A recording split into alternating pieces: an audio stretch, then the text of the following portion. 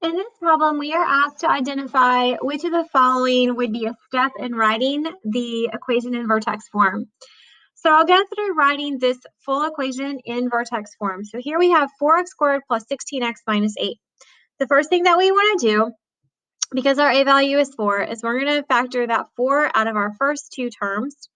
And that's going to look like 4 parentheses x squared plus 4x. Now we're going to open up a new space for the c value of this perfect square. We're going to move this minus 8 that was a part of the original equation down. And then whatever we add in here, we're going to have to subtract to maintain equivalence. So let's go ahead and find out what value we would have to put in there in order to create a perfect square.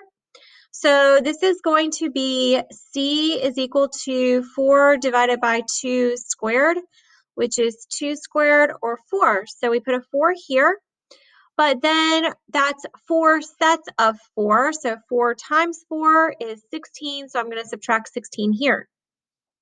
Okay, we're almost done. Now we're just going to keep our 4. That was our a value.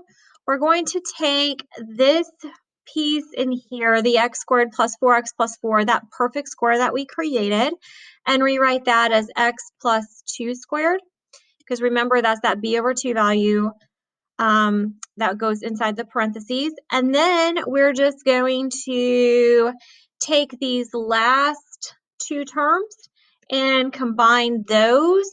So negative 8 minus 16 would be minus 24. So now we have created vertex form. And if we look at our options, we can see this step was included and this step was included. So we should have selected those two steps.